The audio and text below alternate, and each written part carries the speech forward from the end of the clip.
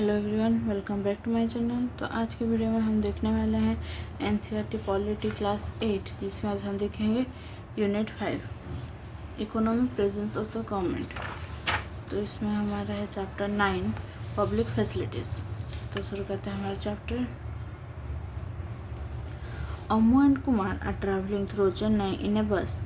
As they go around the city, they observe the water facilities available in different parts of Chennai. Anna Nagar, Ram Gopal, Saidapet, Padma, Madipakkam, Shiva, Mallapur, Subramanian.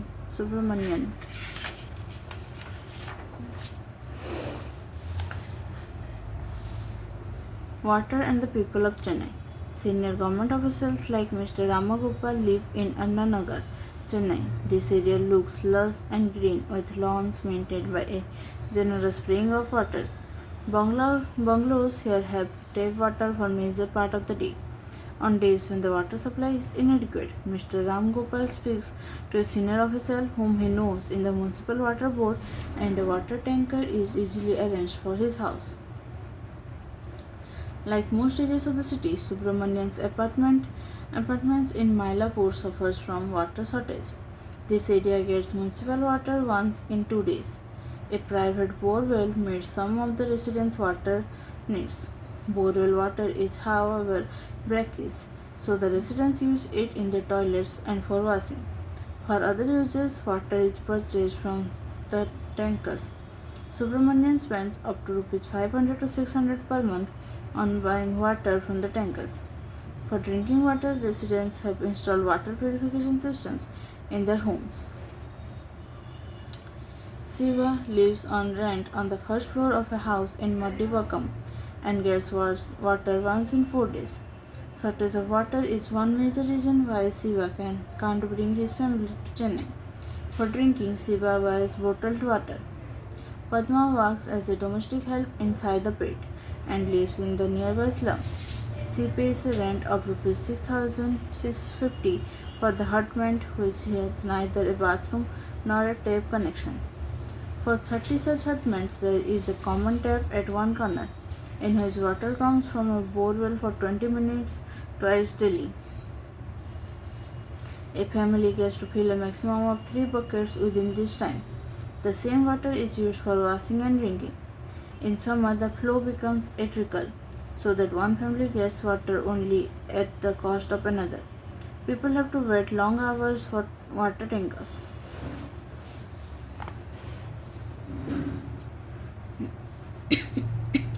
Water is part of the fundamental right to life. Water is essential for life and for good health. Not only is it necessary for us to be able to meet our daily needs, but safe drinking water can prevent many water-related diseases. India has one of the largest number of cases of diseases such as diarrhea, dysentery, cholera. Over 1,600 Indians, most of them children below the age of 5, reportedly die every day because of water-related diseases. These deaths can be prevented if people have access to safe drinking water.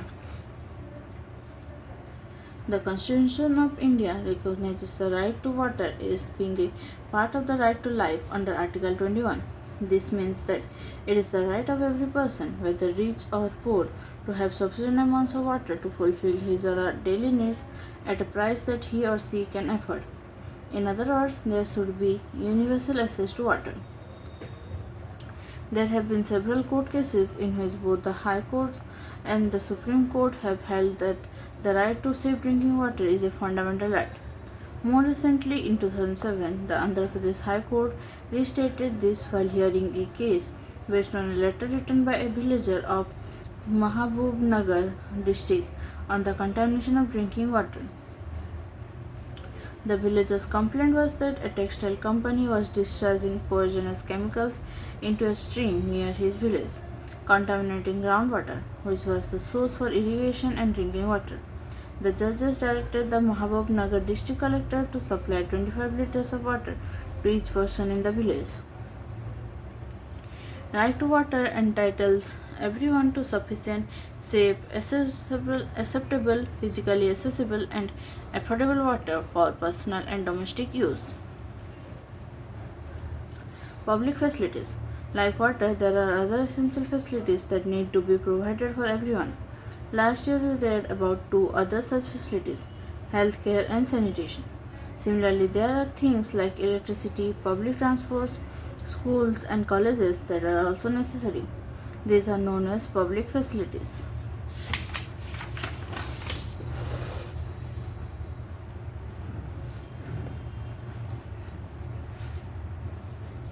The important characteristic of a public facility is that once it is provided, its benefits can be shared by many people. For instance, a school in the village will enable many children to get educated. Similarly, the supply of electricity to an area can be useful for many people. Farmers can run pump sets to irrigate their field. People can open small workshops that run on electricity. Students will find it easier to study, and most people in the village will benefit in some way or the other. The government's role.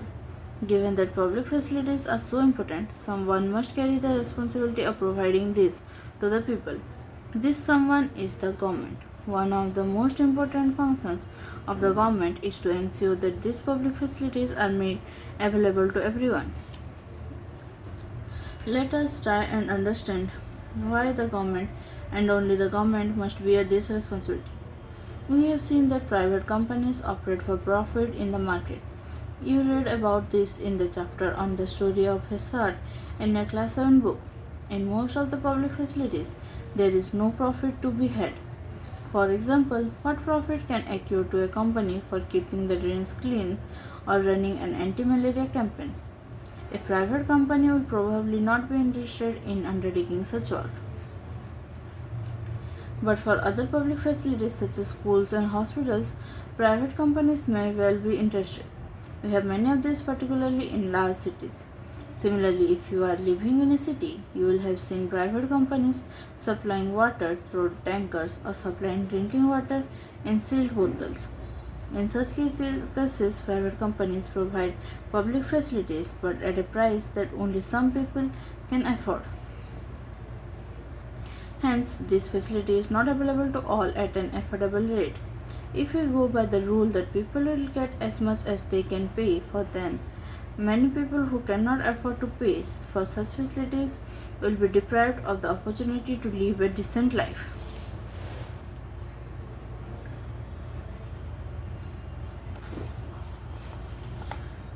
Clearly, this is not a desirable option. Public facilities relate to people's basic needs. Any modern society requires that these facilities are provided so that people's basic needs are met. The right to life that the Constitution guarantees is for all persons living in this country. The responsibility to provide public facilities therefore must be that of the government. Where does the government get money for public facilities? Every year you must have heard the government budget being presented in the parliament. This is an account of the expenses the government has made on its program in the past year and how much it plans to spend in the coming year. In the budget, the government also announces the various ways in which it plans to meet these expenses. The main source of revenue for the government is the taxes collected from the people, and the government is empowered to collect these taxes and use them for such programs. For instance, to supply water, the government has to incur costs in pumping water, carrying it over long distances, laying down pipes and for distribution, treating the water for impurities, and finally collecting and treating wastewater. It meets these expenses partly from the various taxes that it collects and partly by charging a price for water. This price is set so that most people can afford a certain minimum amount of water for daily use. As Ammu and Kumar ride around Chennai. Ammu, did you notice that the roads inside the pit were so bumpy and without street lights? I wonder what the place is like at night. Kumar, What better can you expect in a slum?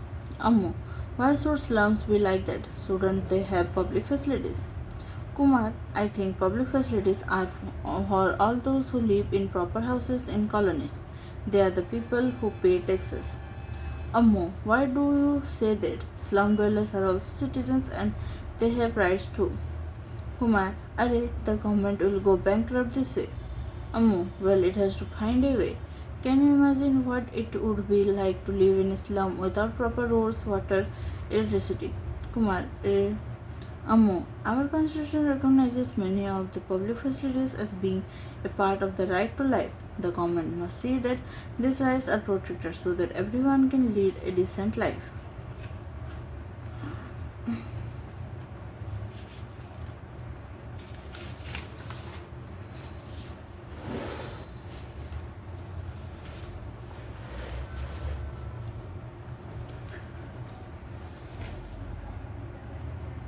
Water supply to Chennai, is it available to all?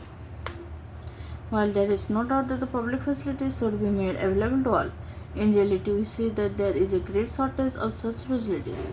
In the rest of this chapter we will read about the provision of water, which as we have seen is a public facility of great importance.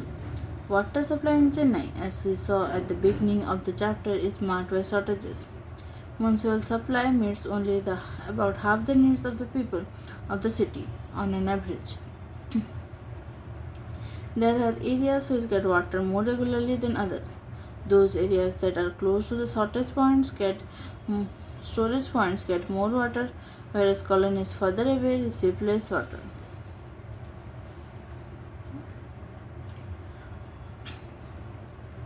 The burden of shortfalls in water supply falls mostly on the poor. The middle class, when faced with water shortages, are capable to cope through a variety of private means such as digging borewells, buying water from tankers, and using bottled water for drinking. Apart from the availability of water, access to safe drinking water is also available to some, and this depends on what one can afford. Once again, the wealthy have more choices thanks to the booming market in bottled water and water purifiers. People who can afford it have safe drinking water, whereas the poor are again left out. In reality, therefore, it seems that it is only people with money who have the right to water, a far cry from the goal of universal access to sufficient and safe water. Taking water from farmers. The shortage of water has opened up opportunities for private companies in a big way. Many private companies are providing water to cities by buying it from places around the city. In Chennai, water is taken from nearby towns like Mamandur, Pallur, Karungiji, and from villages to the north of the city using a fleet of over 13,000 water tankers. Every month, the water dealers pay farmers in advance for the rights to exploit water sources on the land. This is water taken away not just from agriculture but also from the drinking water supplies of the villages. Groundwater levels have dropped drastically in all these towns and villages as a result.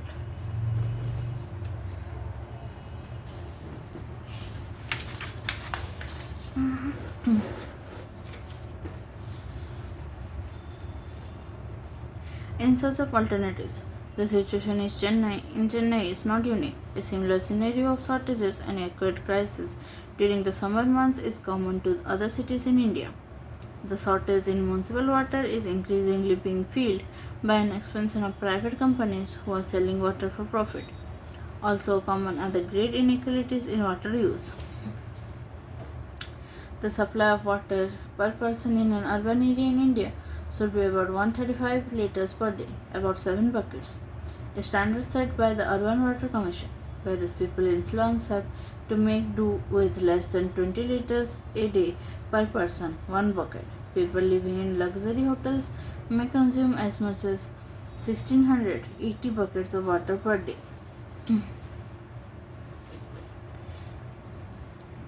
A shortage of municipal water is often taken as a sign of failure of the government.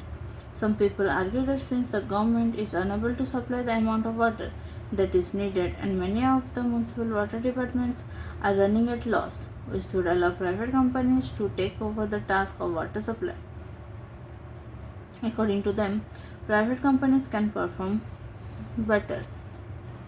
Public water supply in Porto Alegre. Porto Alegre is a city in Brazil. There are many poor people in the city. What is remarkable is that it has a far lower number of infant death rates as compared to most of the cities of the world. The city's water department has achieved universal access to safe water, and this is the main reason behind the lower number of infant deaths. The average price of water is kept low, and the poor are charged half the basic rate. Whatever profit the department makes is used to improve the water supply. The working of the water department is transparent and people can have a direct say in deciding which projects the department should take up. Through a process of public meetings, people hear what the managers have to say and also vote on their priorities. Consider the following facts. Throughout the world, water supply is a function of the government. There are very few instances of private water supply. There are areas in the world where public water supply has achieved universal access. In a few cases where the responsibility for water supply was handed over to private companies, there was a steep rise in the price of water, making it unaffordable for many. Cities saw huge protests with riots breaking out in places like Bolivia, forcing the government to take back the service from private hands. With India, there are cases of success in government water departments, though these are few in number and limited to certain areas of their work. The water supply department in Bombay raises enough money through water charges to cover its expenses on supplying water. In Hyderabad, a recent report shows that the department has increased coverage and improved performance in revenue collection.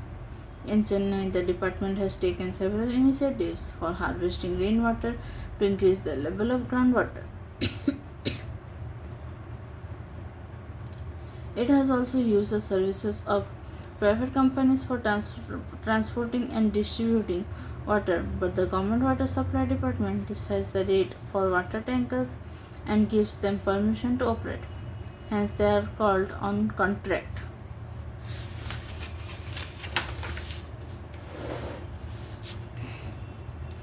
Extending sanitation facilities. Latrines for us, they exclaimed in astonishment. We go and perform our functions out in the open. Latrines are for you big people.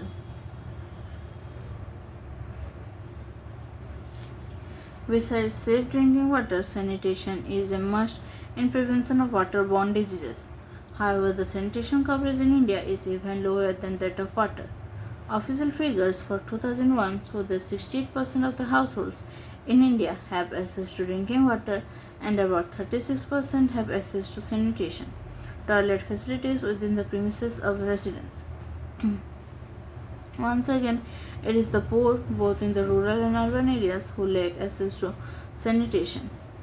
Sulabh, a non-government organization, has been working for 3 decades to address the problems of sanitation facing low-caste, low-income people in India.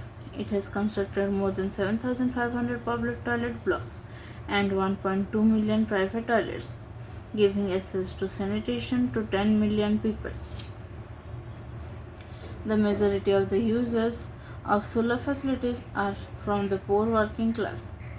Sulabh enters into contracts with municipalities or other local authorities to construct toilet blocks with government funds. Local authorities provide land and funds for setting up their services, whereas maintenance costs are sometimes financed through user charges. For example, ₹1 is charged for use of the latrines in the city. Next time you see a Sulabh toilet, you might want to find out yourself how it functions.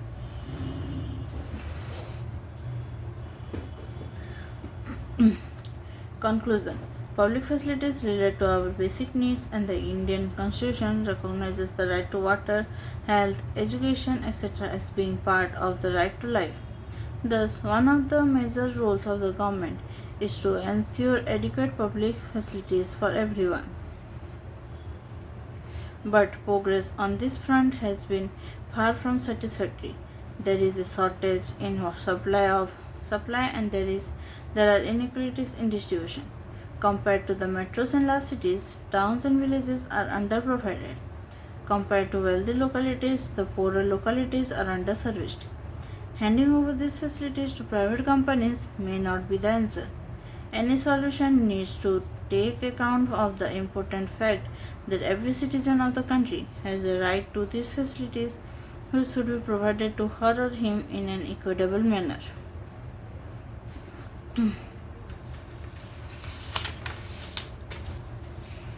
तो ये है इस chapter का exercise और ये है इस chapter का ग्लॉसरी। तो इसी के साथ हमारा आज का ये चैप्टर कंप्लीट हो गया है। तो अगर आप चैनल पर नए हैं तो चैनल को सब्सक्राइब कर दीजिए और नोटिफिकेशन आइकन पर क्लिक कर दीजिए ताकि आपको सारे वीडियोस के अपडेट्स मिल सके। और अगर आपको वीडियो अच्छा लगे तो लाइक कर दीजिए, साथ ही अपने दोस्तों के साथ शेयर कीजिए ताकि उन्हें भी हेल्प हो सके। तो हमारा आज का ये वीडियो यहीं तक था। Thanks for watching.